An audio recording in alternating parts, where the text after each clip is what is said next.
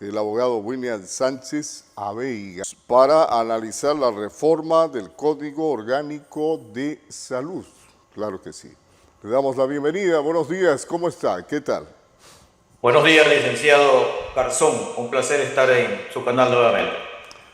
Bien. Hablemos sobre el alcance de estas reformas en el Código Orgánico de Salud. Bien, este código que viene siendo discutido desde hace algún rato ya inclusive recibió un veto total. Eso hay que entenderlo y que es lo que motiva a que nuevamente pueda ser puesta en el escritorio, por decirlo metafóricamente, para poder ser analizado. Este es un cajón desastre realmente porque contiene como ser un código, no es una ley, es un código, aunque cumple las funciones de ley, tiene pues muchas aristas. Y en realidad cuando uno hace una ley, cuando el legislador hace una ley, sea en este caso un código, hay tres situaciones o tres características en la normativa o en las normativas. La una es que hay normativas que son completamente explícitas, es decir, son fáciles de entender o relativamente fáciles. Hay otras normativas que son implícitas y esas ya son más difíciles y hay gente que me ha dicho que dónde está el problema y creo que lo han dicho con toda sinceridad y por eso es importante hablar de eso. E inclusive hay un tercer tipo de normativas que son que constituyen las llamadas lagunas jurídicas. Y entonces aquí tenemos tres tipos de afectaciones que no solamente son en función de niñez y adolescencia, que es donde se le ha dado el mayor énfasis en estos momentos, sino que contienen otras normativas que afectan otros sectores, inclusive la libertad de acceso a la información y la expresión que tenemos todos seres humanos, afectaciones al derecho a la vida, afectaciones a la soberanía sanitaria, afectaciones a los estados de excepción sanitaria, etcétera, etcétera.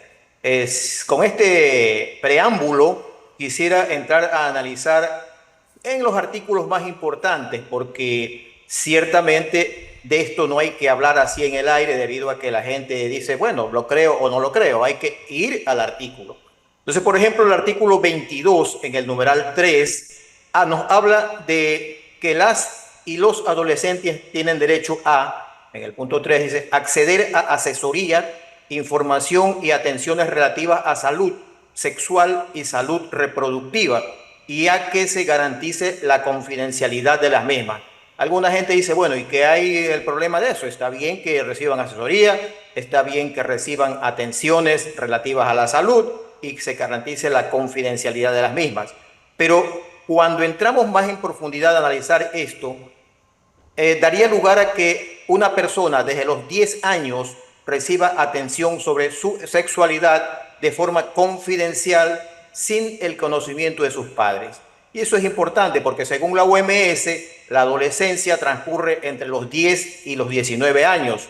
Normalmente la dividen en dos fases, que es la adolescencia temprana de 12 a 14 años y la adolescencia tardía de 15 a 19. Ahí tenemos el primer problema, que es meter a niños desde los 10 años de edad en una cuestión que no puede ser confidencial de él, o sea, entre él y el galeno o los médicos o el hospital o lo que sea que lo atiendan, porque se está perdiendo ya la patria potestad. Y este no es una intuición o una cuestión de simple percepción de parte de la gente, sino que es una realidad porque esto está ocurriendo en España, esto está ocurriendo en Canadá, está ocurriendo inclusive en Argentina y Chile. Entonces es un plan globalista para privar a los padres de la patria potestad y para que los niños desde temprana edad se sexualicen, se hormonicen, etcétera, etcétera. Tenemos, por ejemplo, el artículo 195, segundo párrafo, en el que dice textualmente, se prohíbe a los profesionales de la salud negarse a prescribir, implantar, aplicar o realizar el procedimiento anticonceptivo elegido por las y los usuarios a menos que existan razones médicas para ello. Cuando analizamos este tema, encontramos de que hay anticonceptivos de acción corta, hay anticonceptivos de acción prolongada, hay esterilización y los espermicidas y gel vaginal, para decirlo de una manera así general y no entrar en cada uno de ellos. Entonces, con esta normativa se estaría violando el derecho a la objeción de conciencia que consta en el artículo 66, numeral 12 de nuestra Carta Magna, pues este se entiende como la negativa a obedecer una norma debido a la existencia de un imperativo de conciencia contrario al comportamiento pretendido, que los médicos, como cualquier profesional y cualquier ser humano, pues tienen su objeción de conciencia. Y esto ha pasado a constituir un derecho reconocido por numerosos legisladores en el caso de los profesionales sanitarios. En algunos países inclusive se extiende un certificado de objeción de conciencia. También está este derecho a la objeción de conciencia en la Carta de Derechos Fundamentales de la Unión Europea, en la Declaración Universal de Derechos Humanos, artículo 18, perdón. También viola el derecho sobre las creencias religiosas, porque esa objeción de conciencia podría ser por cuestiones religiosas. El artículo 202, por ejemplo, en su segundo párrafo, habla de la permisividad del trabajo sexual en niños, y ya lo voy a explicar porque, como siempre, pues me remito al texto.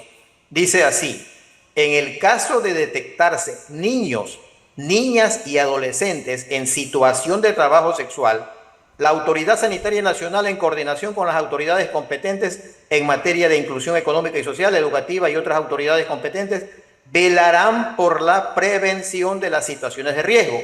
No hablan de que pondrán en denuncia a la fiscalía, porque cuando usted ve, es más, es una cuestión de lógica que cualquier ser humano, no solamente los médicos, sino que cualquier ser humano, al detectar una cuestión de esta índole, es su obligación denunciar. Pero no habla de eso.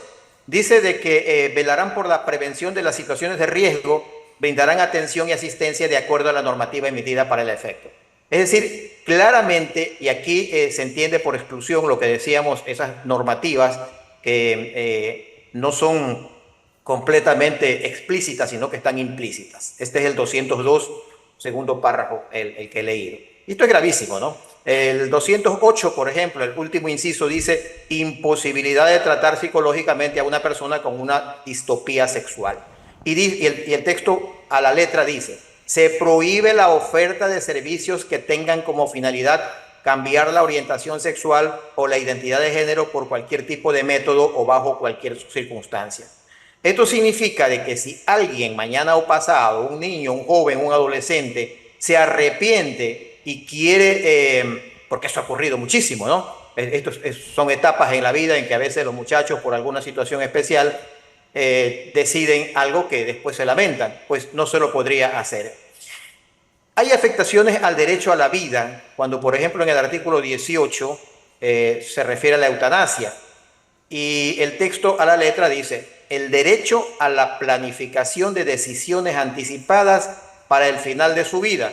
En casos de enfermedad en fase terminal podrá ser ejercido únicamente por las personas que se encuentren en plena capacidad de discernimiento y en completo uso de sus facultades mentales y en ejercicio de su competencia legal, o caso contrario, por su representante legal o familiares. Esto es sumamente delicado porque, aparte de que la Constitución nuestra y la de muchos países habla sobre que el derecho a la vida, y la misma empieza desde la concepción, no obstante, más allá de lo que dicta la norma suprema, está el tema de que yo, como abogado, he visto muchísimos casos donde los deudos, los herederos o inclusive terceros que se creen con derecho a la herencia, están esperando el momento que estire la pata a la persona para poder echar mano a la herencia. Entonces, esto es sumamente peligroso en el caso de darse, ¿no? Temas del aborto, por ejemplo. El artículo 201 dice: serán consideradas emergencias los abortos de cualquier tipo y por cualquier causa aparente. Ojo, es que esta sí es directa, o sea, aquí no hay algo implícito, aquí es explícito. Y dice además: se prohíbe a los establecimientos prestadores de servicios de salud y a las y los profesionales de salud negar la atención de estas emergencias y deberán respetar la confidencialidad, privacidad, el secreto profesional y los derechos de las mujeres.